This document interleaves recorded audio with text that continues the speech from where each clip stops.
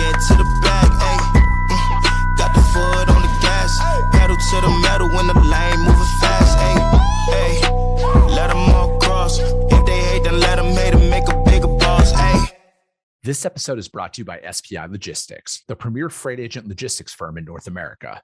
For over 40 years, SPI has been diligently building the most successful freight agent network to provide first-class relationships for our shippers, receivers, and carrier partners.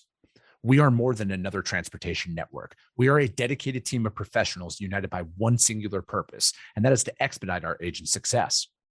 All of our agents are set up for success on day one, as they are provided with a full suite of support staff that is ready to assist them with everything from after-hours emergencies to financial and administrative needs on a no-fee basis. This way, you can focus on continuing to grow your business. There is no financial risk to start, and you have the ability to earn up to 75% in commissions. If you are looking to take control of your financial future and build your business with the backing of one of the most successful logistics firms in North America, visit www.spi3pl.com to learn more. Do me a favor and let them know that the Freight Coach sent you. What is up, ladies and gentlemen? We are back. We are live. It is the Freight Coach Podcast, the top podcast in transportation, coming to you guys every single weekday, 8:30 a.m. Pacific, 10:30 Central, to break down some industry headlines. But most importantly, you guys provide some actual insight into what you can do with all of this information. If this is your first time tuning in, welcome. This is the real side of freight, ladies and gentlemen. And I do say that before every single show. And what I mean by that is I only speak with transportation professionals, because at the end of the day, I want to talk to the right individuals who have done what you're looking to do or who are currently doing what you're trying to achieve. So you can take that information, apply it, utilize it, and see a meaningful difference in your business and your life. Happy Friday, everybody. I got a very special guest for you guys here today. We literally met like all of 5 minutes ago, and I'm very much excited to have this guy come on the show and speak some reality into it, you guys. That's how I built this platform, is speaking about the real side of freight, because there's headline versions of freight and then there's the actual operators inside of the industry. So with that being said, I would like to welcome Mr. Zach Meiborg on the show. Zach, thank you so much for taking the time to join me today. Yeah, thanks for having me on today. No, I mean, dude, I love, like, I've known of your guys' company for quite some time. Doing some more research in between the show, seeing how it started out and everything, and just that family build up. So was your dad, he just started this as one truck operation? Yeah, it's a pretty cool story. My grandfather was in World War II, came back, drove a truck. We're talking flatbedding, arrow hauling steel out of Chicago to Rockford for a company that made water heaters back in the day when they tied their loads down with literal rope. Oh, wow. Yeah, pretty crazy. And my father and his 6 siblings all, saw my grandfather doing the hard blue collar work of trucking, and loved it and wanted to own a truck. And so when my father was 18, he saved up, and he saved his money up from 18 to 21, bought a truck at 21, and leased it out with a company called Perkle that ran dry goods out to the West Coast and refrigerated freight back from the West Coast. 1 turned to 2 to 3 to about 10, where it plateaued. And then obviously I grew up around the business my whole life. Pops would bring the truck home and we'd wash it together on the weekend. I was as many of us legacy kids are, a professional left-handed shifter from the passenger seat. Like, no, you got to time it 1 and 2. All right, Dad, I got it. So I can't tell you how many transmission gears we ground between then and now. But yeah, it started with a truck and a dream. And 1 to 2 to 10 to today, just shy of 500 in that range. And we've got a diversification as well of a warehousing platform and a bunch of other offerings that we do, as well as maintenance. And we're more than just dry box today. We have a tanker division that operates in the East Texas oil fields, a dedicated refrigerated division, as well as some local dedicated yard jockey and shuttles. So here we are today. Yeah. I mean, it's like vertical integration at its finest, right? Like, and it was it, like growing up, because like I started out, my dad, he was an owner op, and my first job was washing his wheels when he came home from, right? And that's kind of how I got my start in the industry. And, my great grandparents, when they immigrated, they had started a trucking company out of Iowa. And, it's like when you're looking at that time of like, because like people think the Wild West of trucking is going on right now. It's like, man, like, this has just been one of those. Yeah, this is just who we are and what we do, but we've got to decide what we want to do and how relevant we want to stay as human beings instead of getting replaced by machines. And we're not quite ready for that conversation yet as an industry, but it's coming. But yeah, you're right. I mean, think of it back in the 1920s or 30s or 40s, right? You handed a set of keys and a wad of cash to a driver, and maybe you're based in Chicago and that driver needed to go deliver to Omaha. It was a 2-lane road over to Omaha. There was no interstate. There was no cell phone. Like, you hope the driver was paying attention to his fuel gauge and didn't run out of fuel. And then if he did, he had to figure out how to get fuel in it to get down the road. Or if he blew a tire, he had to replace that tire.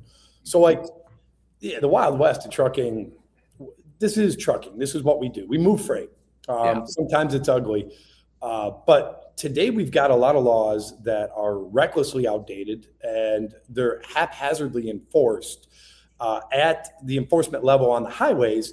But if you ever enter a court of law, man, these plaintiffs will hold a gun to your head with these new court verdicts. And we just saw that $604 million one, come out of Texas. And it really makes you wonder, is it the juice worth the squeeze in trucking anymore? And so you mentioned that your grandparents were immigrants. My grandparents were immigrants as well. I love immigration. I love immigrant labor. But if we're going to have laws, we need to follow the laws. And if we're not going to follow the laws, cool, either enforce the law or change the law. And one of those today we really got to talk about, we have to talk about this, is the ELD fraud. In fact, I shot you over a couple of those videos. Do you mind showing either one of those videos? Because ELD fraud today is rampant. There's 4 million trucks. Hey, here.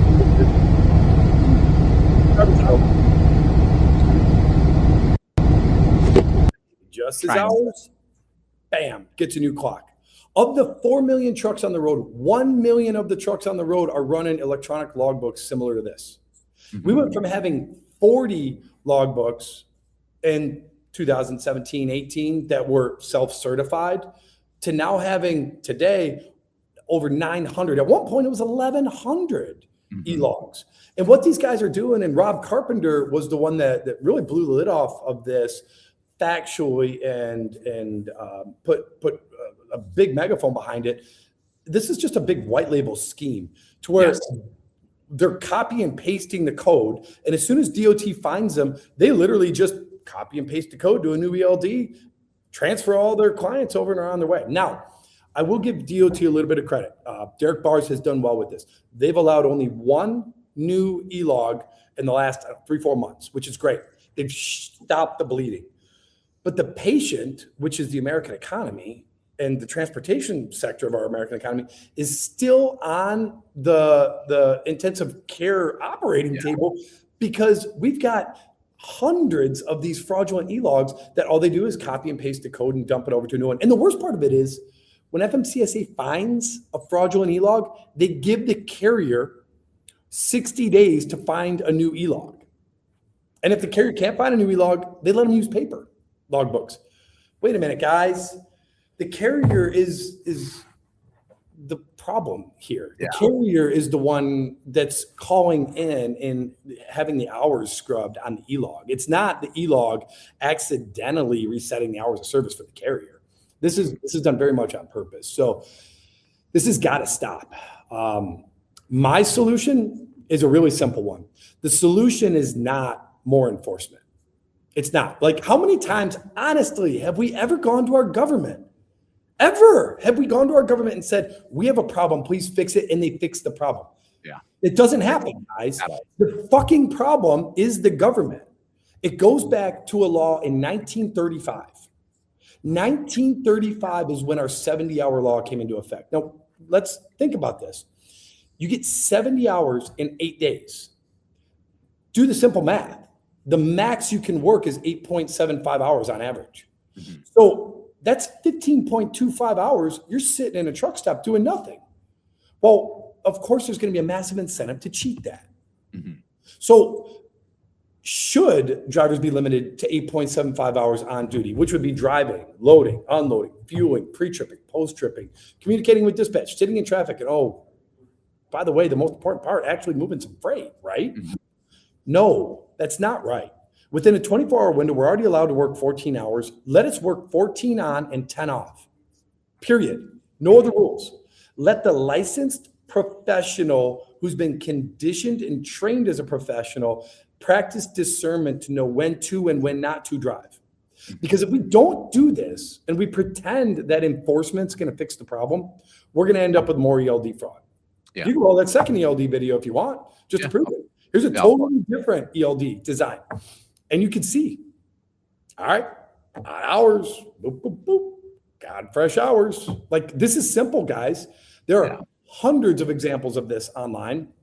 We have to fix this. And the only way to fix this is, let's think about the law written in 1935. And mind you, that law was written mostly by the railroads. Mm-hmm. The railroads wanted to suppress truckers' productivity because it made them more competitive. The problem was the railroads, as well as trucking, knew that there was no way to enforce it in 1935 because there was no ECM that plugged into an ELD that used a 5G network to transact back with the headquarters digitally to monitor the driver's hours. Today, technology is caught up with the law, and we have a mess on our hands. Fix it now. Update the hours of service. No, I mean, I look at with where everything is, and it's like people have just been turning a blind eye to a lot of this stuff for a very long time, Zach. I think anybody who actually operates in this industry understands that this has been going on for quite some time.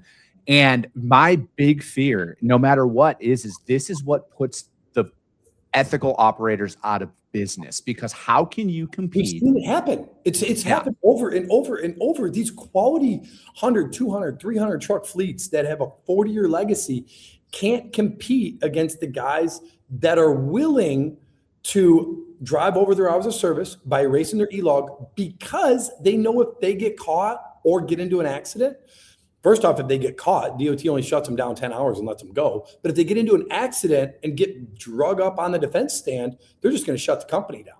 And the reason is because the courts have a lag effect of 2 to 3 years. You get into an accident, it's 2 to 3 years before that litigation is actually litigated upon. Well, in 2 to 3 years, they could start and run 15 different companies. And so the chameleon carrier scheme works for them. But I'll tell you what, you want to fix this today? You have enforcement parked right outside of every Amazon distribution center, and every non-Amazon truck, meaning every power-only carrier they're hiring, you scrub their logbook against their fuel receipt, against their bill of lading, you'll fix it overnight. Mm-hmm. Absolutely overnight. And remember, these million trucks that are erasing their hours of service are actually accounting for 2 million trucks worth of work, because they're doing twice as much work. Yeah, my eyes really started opening up to this, Zach. It was back in, I think it was 2022, when it was out in Colorado, and a driver was like 20, 21 years old or whatever, and he missed, fried his brakes coming down the mountain. He missed like 4 of the emergency off routes out there, and he plowed in. And then the driver went to jail. Yeah, but that carrier was reincarnated the next day and was operating all their trucks. And I'm like, that's when my eyes really started opening to this. I'm like, hold on a second. Like, you're telling me that driver, who probably wasn't, I don't know, allegedly probably wasn't trained, shouldn't have been out in the mountains. Like, let's be real, man. It's like, even driving a car down out in Colorado, Utah, when you've never done that before, that's a scary situation. Yeah, Vail Pass is a real mountain. I mean, you got that, you got the Sisters, you got Snoqualmie. Yeah. Rookies need not apply to that. That's why, again, my argument is licensed professionals that are conditioned to this job. And let me be real honest. This is going to rub a lot of politicians the wrong way, and the bureaucrats probably aren't going to like it. So just advisory, turn the volume down now. If you've never held an 18-wheeler steering wheel, you need not apply to this conversation. Yeah. Because you don't know. You don't know what it's like to sit in a truck stop for 15 hours waiting for your hours to reset. You don't know what it's like to miss your son's 16th birthday party because you're stuck in Lake Station, Indiana, because your hours won't reset, knowing that you're 4 hours from home. Mm-hmm. That's not how we're going to improve our industry. Mm-hmm. We're in the mess in our industry because of simple economics. They took the supply curve, they shifted it left with the implementation of the ELD. Because the ELD, not a bad thing, but the ELD allowed the enforcement of a 91-year-old rule that didn't make sense. What happened is it drove driver wages up. When driver wages went up, all of our stupid associations ran to the bureaucrats and said, we have a shortage. Shame on them. We didn't have a shortage. Economically, you can only have a shortage in a free enterprise system if it's government imposed. And we did not have a government imposed shortage. We had upward pressure on driver wages that the associations didn't like. Mm-hmm. And so what happened is they opened up CDL credentialing to non-domiciled CDLs and then allowed for all of these CDL mills to open up, which flooded the gates with immigrant labor. I have no problem against immigrant labor, but if we're going to have standards, we need to meet the standards. And so you want to talk about that driver that caused the accident in Colorado. Let's also talk about the driver in Florida. That guy was stopped in New Mexico 3 months prior to that accident, put out of service for not speaking English, which means he was handed a piece of paper written in English, and then the enforcement officer drove off. Mm-hmm. Well, what do you think the driver's going to do? Mm-hmm. Drive off. Mm-hmm. So, like, here's the real question. Is the state culpable? I would argue yes. Mm-hmm. I mean, they're the ones that are passing these laws that are outdated and don't make sense, enforcing these laws haphazardly. Oh, and then, by the way, turning a blind eye through willful ignorance, allowing it to continue to go on. I think, honestly, the driver that doesn't speak English is as much the victim as the motoring public out there getting in these wrecks with the drivers that don't speak English, because they know no better. They were recruited off the trash heap in Pakistan, India, Serbia, and brought over here and thrown in a truck illegally against a system that was rigged against them from the beginning. And then we want to shake our fist at them? No, that's wrong. That's wrong. Let's look at the system that allows this to occur. And it all goes back to the hours of service. All of it. All of it. Shockingly, I've talked to Louis Pugh at OIDA. Mm-hmm. Louis Pugh, and I quote, says, our members absolutely would be against this because we know our members and our members don't want to work more. To be clear, Louis Pugh, the executive vice president of OIDA, would be against a 14 on, 10 off. So I ask anyone listening that's a member of OIDA, give Louis a call. Let him know your opinion. Like, are you okay with working 8 hours a day legally and 16 off? Because that doesn't seem right. Do you think, like, is there a, like, the path forward? I'm with you on the ELDs and like the resetting the, the 14 on 10 off style thing. I'm with you on that. And then, because it's like, if we're looking at the states being able to like issue these CDLs and stuff, because it's not a partisan thing, right? Like there are states from all walks that are, allowing a lot of this stuff to happen. Do you think, and again, I'm probably the last person who wants more government at all, but I'm like, do you think when it comes to interstate commerce, having a set federal standard where there is no, hey, we can skirt the law in this state, Texas, California, sure, Illinois, this is the way it's going to be. There is one way of operating. There's one. We already have that. We're just too cowed by our government to know it. In the Constitution, there's what's called the taking clause, right? Like, states cannot regulate interstate commerce. Mm-hmm. So, like, if you're going to stand behind your Constitution, the feds make the rules, and that's the rule, period. The state can't impede upon interstate commerce individually. So I do agree with you that one standard is acceptable. My argument is the one standard we have today is causing a massive market disruption and a divergent supply curve, which causes a lower cost delta to those that cheat the rules rather than a higher cost delta to those that abide by the rules. And it's not enforced at the roadside, but it is enforced in the courtroom when you're on the defense stand. And that's why we're seeing these nuclear verdicts. But the nuclear verdicts are worthless because of a chameleon carrier scheme. You just shut it down and start a new carrier and you're on your way.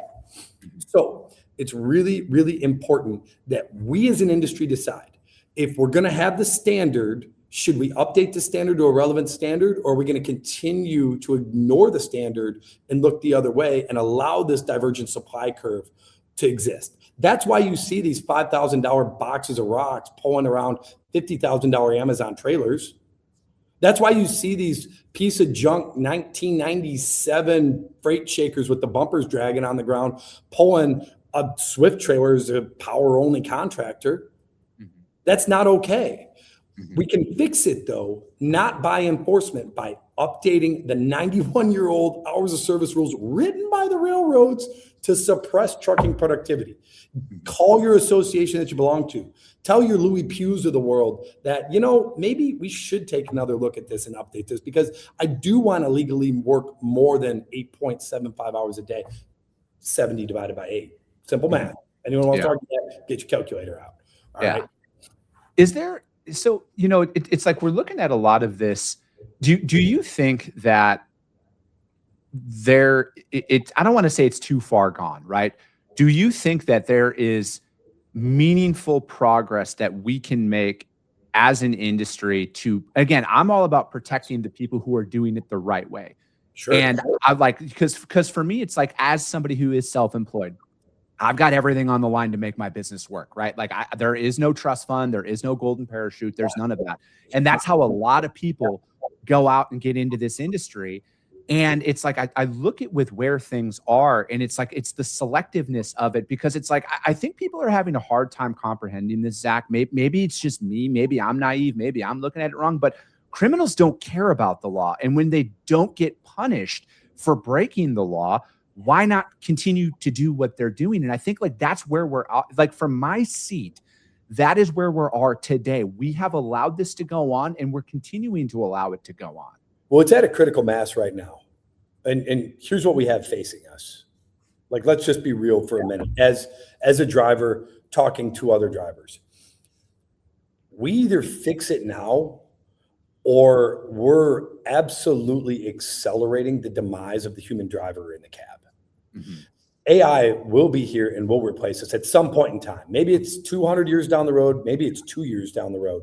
But if the limiting aspect of productivity on the truck is 8.75 hours because of the human element of 30-year outdated studies, right? And 91-year-old rules that initiated it, written by our competitor, the railroads.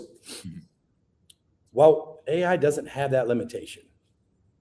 And we are a rapidly decreasing cost industry. You know this as a driver. You know this as an owner operator. Every additional mile that you drive, your marginal cost per mile decreases, right? So your marginal profit increases every mile that you drive, because your overhead is fixed. Your fixed costs are fixed. And you're denominating that by that additional mile, that additional hour. So if we're going to allow the compliant companies to limit their productivity to 8.75 hours while willfully turning a blind eye to the non-compliant operators who are operating 16, 18, 20 hours a day, while also, mind you, tolerating the other sectors of our industry that we look the other way, like agriculture and livestock, who have no hours of service, or, by the way, fertilizer, out of the blue, FMCSA just said, yeah, if you're hauling fertilizer, you can drive for 16 hours. Not be on duty, drive 16 hours.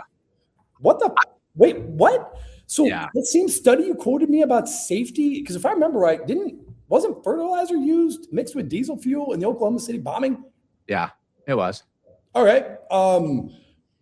What are we doing here, guys? Why are we afraid of our government? Pick the phone up. Call the FMCSA and explain to them, we're tired of this. We want to be able to compete against the non-compliance. We can do it safely. Within a 24-hour period, you already allow us to work 14 hours. 14 hours on duty, 10 hours off duty, period.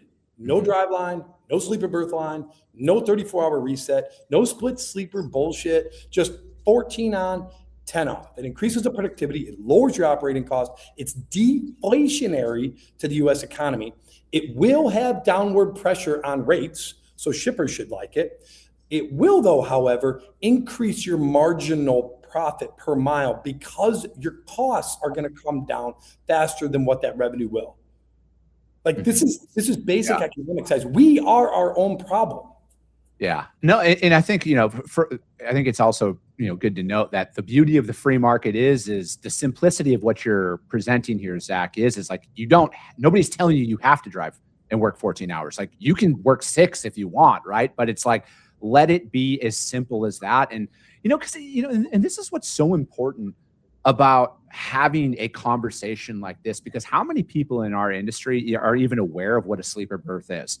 How many people in our industry are even aware of 90% of what you're talking about right now? Yeah. How many bureaucrats that went to their little grandstand speech about how they're going to fight fraud in trucking drove straight through the night to get there?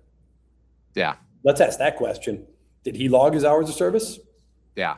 Like that, I have a major problem with. Like major problem with, because at 8.75 hours or you're 11 or you're 4, you need to shut that puppy down. You're technically on the clock. Mm-hmm. It's, I think it's like the layers of complexity that have been added in to this industry it's making, like what you said at the beginning is the juice worth the squeeze? And, my honest thought is it drives more people away from this industry. People. Yes. We need to differentiate there. What we're doing is we're attracting the bottom feeders in our world, right? The people that are happy living out of the truck making 50, 60 grand a year, because that to them is a big deal. I don't want that. I want the driver that wants to make $120,000 a year because he's worth that. Mm-hmm. Because he's living out of the truck and he's working hard. He's moving a lot of freight and he's going home every weekend. He's not shutting down in Lake Station, Indiana, 4 hours away from his house. He's getting home. That's the guy that I want. But we are our own worst enemy. Pick up your phones and call your associations. TCA, ATA is against this too. Just to be very clear, ATA is against this. The only ones that are for this is American Truckers United. And honestly, those guys got it going on. Like they really do. Shannon's right on. And passing these laws like Delilah's Law would be a good thing for us. The Ghost Truck Act, not a bad concept, horribly executed. I don't know if you've read that or not. The law actually states in it, as it's proposed, you cannot modify your hours of service if you're from overseas. Okay. So if I have an ELD inside the U.S. and modified in the U.S., is it okay? Yeah. Or even better, how are you going to prove that I'm overseas? What if I'm running a proxy server? Yeah. Right. And I'm not even an IT guy. Yeah. Like this is like one-on-one stuff. Like I'm a truck driver. So more regulation, more enforcement is the wrong answer. Like, and shame on us as an industry for even remotely thinking that they're going to come to our rescue. In fact, the answer is less regulation. The pendulum swung too far. And that pendulum started to swing in 1935 with the Transportation Act of the 70-hour rule. But it didn't come home to roost until the ELD technology landed in the truck to make it enforceable. And then when COVID hit and everyone offshored, and all these foreigners took their IT and dispatch and safety overseas, and they realized they only had to self-certify that their ELD was going to follow the rules to create their own ELD, is when we had the explosion from 40 ELDs to 1,100 ELDs. Mm-hmm.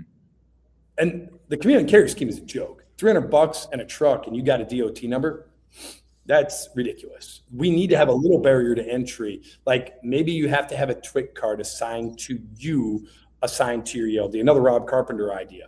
Or maybe the barrier to entry needs to be a bond of $500,000. Now that doesn't mean actually $500,000. That means buying into a bond that pledges $500,000. And then that bonding company is going to hold you liable for following those rules. But the risk to the motoring public is just too damn high for us to be willfully ignorant to these turbine Suburbans running around torpedoing people on the road at 70 miles an hour. It is not acceptable. And our bureaucrats and enforcement officers looking the other way can fix this today. And if they truly mean it, go park your shit in front of Amazon's DC and start doing some actual investigative work, audit the logs, fuel receipts, toll receipts, bills of lading against it, and you will see the disaster that you've allowed to brew on our hands. Yeah. It's man, you're probably one of 3 guests I've had on this show in the entirety of this show, Zach, that is unapologetically speaking their truth on how they feel like they should fix the industry. It's so rare to have somebody who is standing up. To me, Zach, I feel like you're fighting for your entire family heritage here that has built. I don't want to have 3 million square feet of warehousing. Do you know why I have 3 million square feet of warehousing? Because trucking was so shitty the last 4 years, we were donating 30 cents a mile to the market. And that's not because we ran a bad company. It was because we hired compliant, legal guys and ran them within their hours of service. And we watched our freight, our quality freight, run away from us because it went to a broker who scrubbed the shipper's liability, who then turned around and sold it to these guys that were breaking every rule. And the bureaucrats and the enforcement officers were like, man, there's nothing we can do. Wait a minute. When I started driving 25 years ago, y'all would have pulled us over and you'd have looked at our fuel receipts. You'd have looked at our toll receipts. Nowadays, we've got flock cameras and jet logs. Why aren't you using that technology? Hey, where's your co-driver? Why is he not in the bunk? Oh, you dropped him off where? Get him on the phone. Yeah. But I don't. And then when they catch these guys, they're putting them out of service for 10 hours and letting them go. What a joke. Like, I want to be a trucking company. The lack of enforcement of the terrible laws we have that are outdated have forced me to diversify out of trucking into other industries. Mm-hmm. Why do you think I'm in oil and gas? It's hours of service exempt. Yeah. Like, is that okay? Obviously it is. Honestly, my oil and gas operators are probably some of my safest operators. And the reason is because they take pride in what they do. Mm-hmm. Today, our average truck driver doesn't have the pride that he had back in the 80s. And the reason he or she doesn't have the pride is because they've been robbed. They've been robbed in their industry time and time again because their productivity's been suppressed. Well, I'm sorry, but productivity directly correlates to wages. When you take a guy's wages, he don't want to be here. Mm-hmm. Yeah. And all of you gender confused folks out there, you're included in this too. Just pick your category. Oh man, Zach, I could have you on like once a week, man. This has been great. It's but you know, like no matter what, man, you care about this industry more than almost anybody I've ever talked to. Like I think when you strip this away, man, I've interviewed a lot of people, Zach. There's a lot of pride behind what your family has built and what you're doing out there. And you're damn, like somebody has to speak up. And I think like, you know, I also hear a little bit of I would rather just be running my trucking company. I don't want to talk policy at all because it's like this, like I feel that, man, but it's like, it's gotten to that point where, you know, and I've been saying this for so long on the show, like we as an industry have to fix this industry. Like nobody watch it run away from us. Yeah. It's one or the other, but the decision is here. So like if we don't fix it, it's already at a critical mass. Mm-hmm. I mean, 40% of the market out there is absolutely in control of these non-compliant operators.